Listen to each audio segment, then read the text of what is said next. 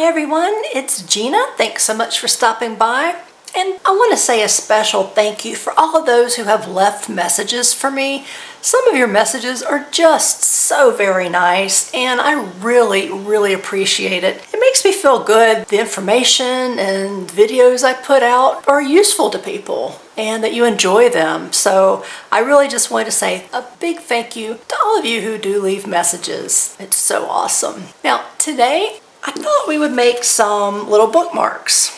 These are some I made at least 2 years ago, probably more than that. These have been laminated, which is a great thing to do, especially when using Distress Oxides or Watercolor. That way it's protected. If anything gets spilled on it, it won't distort any of the pigment the way you have it laid down. And so if you have a laminator, it may be a good idea to do that on any type of water-soluble color that you may add. Now these measure 2 by 4.5, but I've just made some others that are a slightly different measurement. Here are some I just got through making. They are 3 inches by 4 inches, and as you can see, I've not even put the hole in them yet, but they were so much fun. I thought it would be great for us to make a few. It's a great opportunity to get out your stamps. So if you're not one that feels comfortable drawing your own images, get those stamps out. This is a great project to use them. I'll be using stamps today as well, and I hope you stay with me. Let's get started. Here I have 3 more pieces that also measure 3 inches by 4 inches, and they came from the same paper, which came out of this pad. This is an 8 by 8 pad, and it's 140 pound, 300 GSM, so it's perfect for what we'll be doing today. Now these I haven't made into the tag shape, which isn't required, but I just like how that looks. So I'm going to do that real quick. And since I've already done these, which I just did with scissors, I didn't do any kind of fancy measuring or cut one side and flip it over. I just kind of eyeballed it. But I do like how it came out, so I'm going to go ahead and use it as a template. They're all together, and I'm just going to cut and cut. There we go. The first thing we'll do is our background. Now, the way I did these, if you can't already tell, I used Distress Oxides. I just love the blending of the colors and the mottled look. So the way to get that is to use your oxides, but use them wet. You don't have to. If you want to have more control, you can get a dauber and you can do blending and you can add them that way. That's absolutely fine.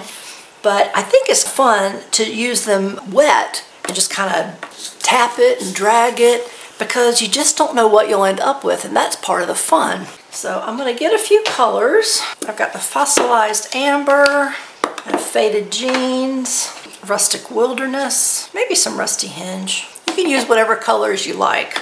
Now I'm just going to take it, just apply it to my mat. I'm just going to, oops, put a few colors down. Not much paying attention to where I'm putting them, just kind of wherever it feels right. Let's add a little bit of green in here too, why not? Okay. Now I'm going to take a mister and dampen it. Mist it as much or as little as you like. Once it's wet, just drag, or you can push it down. This is usually how I start. I just push it down, try to get it color all over. It gets on the back, which is fine because I'm going to do the back anyway. Ooh, look. And I love the drips too. That's fun. And you can drag it to make sure you get it all over. Definitely want good coverage.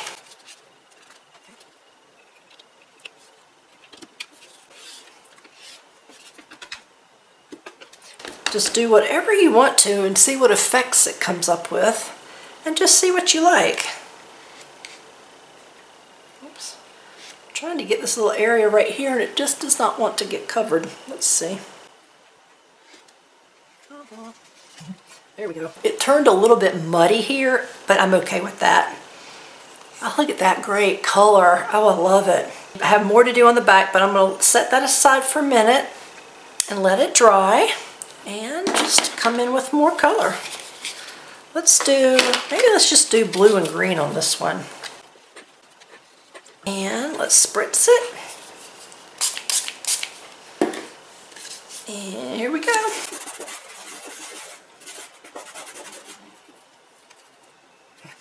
Look at that. That is so cool. Guys, this is so addictive. I love just seeing what you get because you just don't know. It turns out different all the time.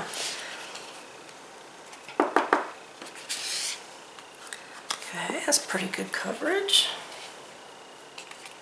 What is with that top right spot?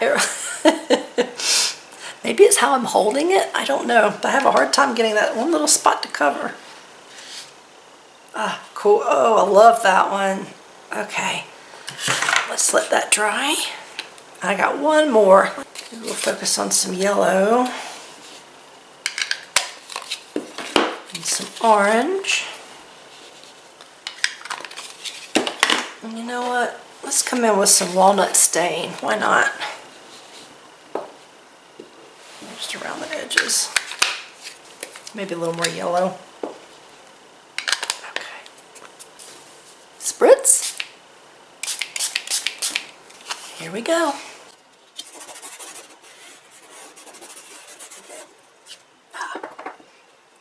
That was pretty wet, so I have the streak.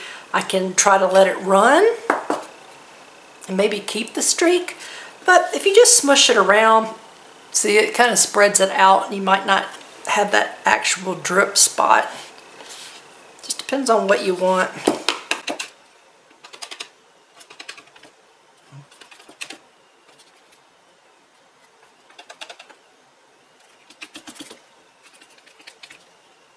Look, the same spot.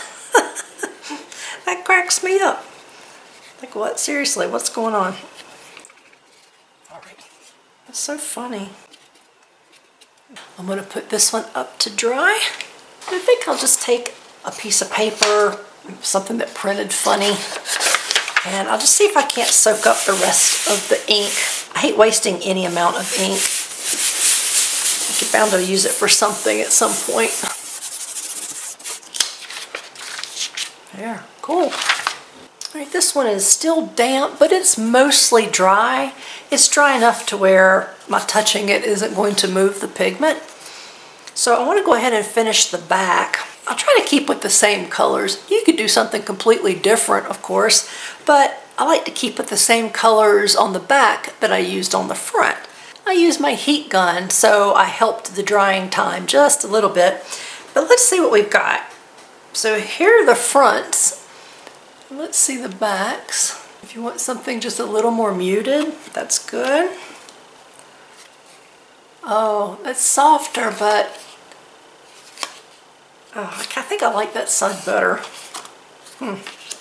And orange, and this one is mostly yellow. So once you're satisfied with your background, now you need to pick some stamps. I'm feeling a little fairy today, so I grabbed all of my stamps where I had some fairies, and these are pretty much all in silhouette except some of the wings.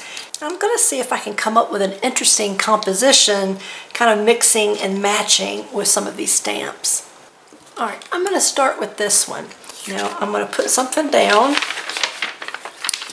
because I will be using permanent ink, and I'm going to start with her. I have used this one a lot of times. I still want to stamp once or twice just to check to see how it stamps. Not bad. If you're new to stamping, you should always try out your stamp first. That's what I believe, because some stamps you can push and smush and press down hard all over and it looks great. But some stamps, when you do that, it makes it really blurry. It blurs the lines, which is not what you want. Some of them you just barely have to put down and you get a crisp image. So it's good to know and understand how the stamp reacts to your pressure and to the ink before you use it on your project. Try not to get my head in the way. There we go. That's a pretty good image. I'm happy with that. I didn't quite get my branch to the edge, but I can take an ink pen and just fill it in enough to where you won't know the difference. The color's coming through a little bit. It's not super dark. You could put it on a, what's it called, a stamping, what do you call it? I can't think of the name now, but where you can stamp and ink and stamp multiple times. I do have one. I just didn't feel like using it, but stamping on watercolor paper, since it's a little rougher surface, that is something that is likely to happen. You won't get a full dark image. So you may want to use one of those tools where you can stamp multiple times. It's way too hard for me to try to line it up. It's not worth doing that. I'm okay with how it turned out. I would like to have some flowers down here, so for that I'm going to use this stamp. And I'm sorry, I don't know what these are called, the name of these stamps. So I'll try to find them. If you know what they are, if you have them at home or have seen them online, please feel free to add that in the comments section in case other people want to look for them. But generally, if you search fairy stamps, you'll probably find this one. Possibly this one too.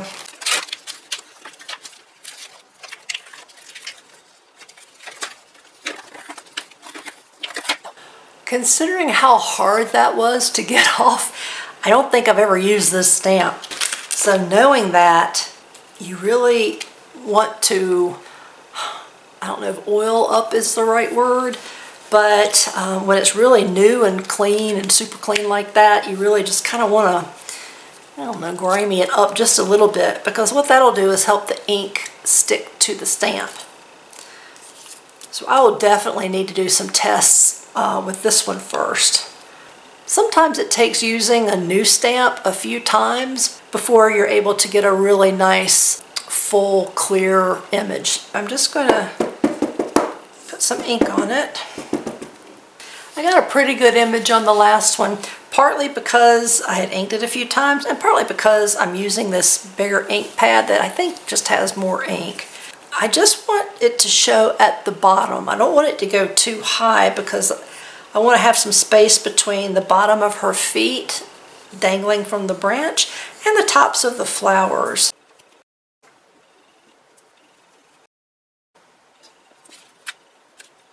So,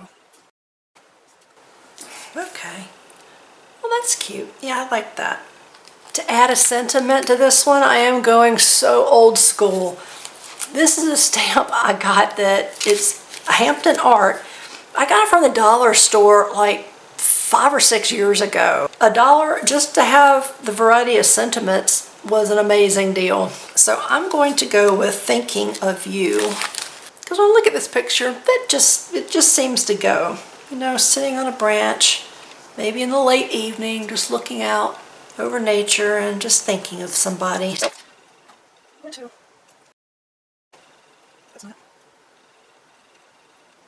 And as always, I'm not going for perfection, but you know, you do want it to be a little bit straight.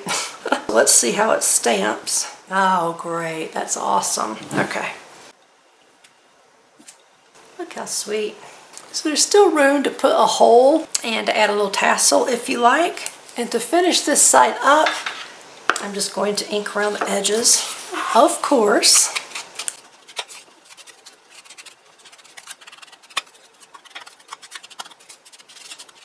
And there's nothing saying that you can't do something on the back. It doesn't have to be plain. But I think for now, I'm going to call this one finished and move on to the next one. All right, this next composition is a little crazy. I'm going to be pulling from several different stamps. This one, I actually have a name. It's from Crafter's Companion, and it's called Fairy Wishes. I'm going to use this piece of fern. And I think I'll lay it out first just to, you know, make sure that it's going to work out the way I think. I'm going to pull this little fairy, and she's going to be trying to keep the tree, you know, the fern from falling down. And I'm going to pull from this one, and I don't know what it's called either. I'm going to use this little bird, and he's going to be on the tip looking down. She's going to be helping keep the fern from falling over, I guess, when he lands on it. I know, it's kind of convoluted, but I think it'll be cute. I think I'll stamp the fern first. Oh, I hope that's right. Okay, that's cute. Let's see, now let's get our fairy. See how she stamps.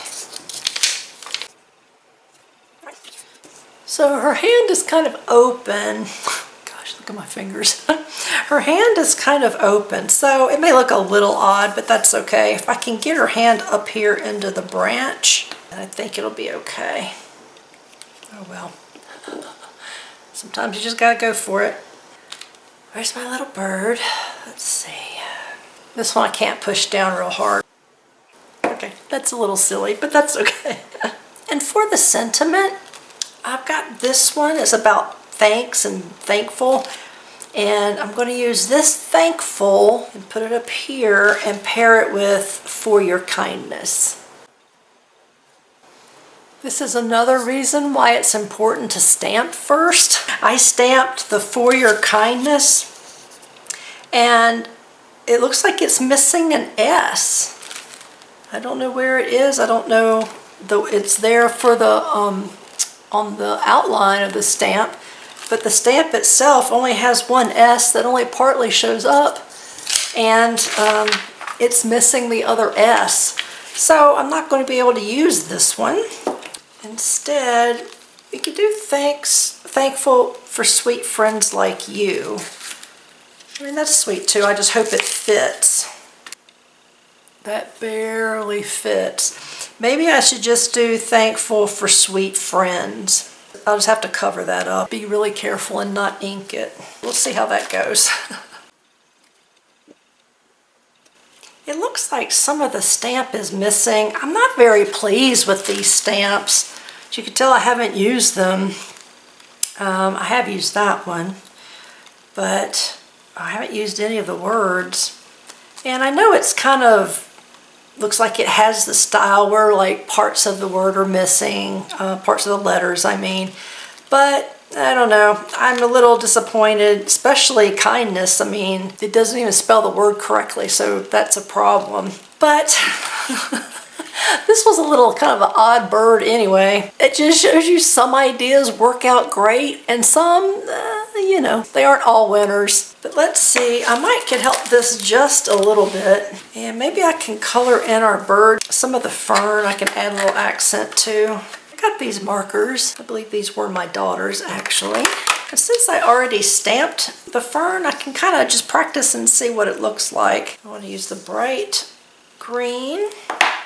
Looks like a dark green, but that almost looks like a blue green, doesn't it? I think I'll go with the bright green. Although making it bright, it may it may just add insult to injury, but oh well, you know. Maybe if I just tap it, maybe it won't come out and look super green. Kind of, it won't be the in-your-face color, but just enough to give it a little something.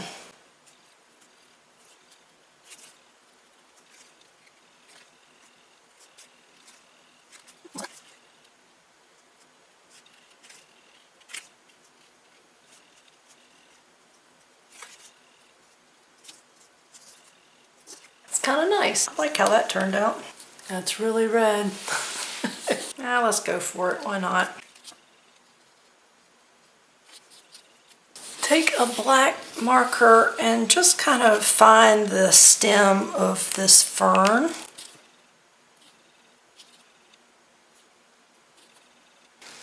And there we go. All right, it's a little different, but in the end, it's not so bad. All right, for our last one, I think I'll start out with the sentiment. And I'm going to use this one. It says, all you need is faith, trust, and a sprinkle of fairy dust. Oh, another stamp I've not used yet. Well, that one worked pretty well straight out of the gate. Well, it's a little crooked. I think I will use her arm. I'm not going to use her whole body. Now, hopefully the fairy dust stamps well or I'm in trouble.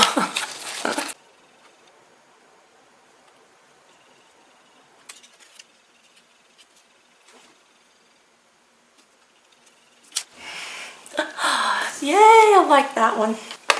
It feels so good when an idea comes out great. I needed to redeem myself after my last one. I don't know, it didn't turn out that bad, but it did look a little better in my head. But oh, that's cute. Of course, let's finish this one off with inking on the edges. That's cute. See, we didn't ink this one. I'm trying to decide. I kind of thought it might look nice with blue or green. It almost looks like it has some green on the edges anyway from the ink. Maybe that's what I'll do. See if there's some left on this dauber. All right, I think that will do. One last thing, I almost forgot. Remember my little tree? It didn't connect till the very end. Let me fix that real fast. And you'd never even know. And there we go. I think they turned out really cute. It was loads of fun. I hope you enjoyed this project and give it a try. Get your stamps out, get your Distress Oxides, get your markers out, and just sit down and have some fun. See what kind of crazy combinations of colors you can come up with for the backgrounds, and mix and match your stamps and come up with crazy compositions and just have a good time. If you did enjoy the video, I would really appreciate the thumbs up and leave a message. I love hearing from you. And that's going to be it for this one. I'll see you in the next video. Bye.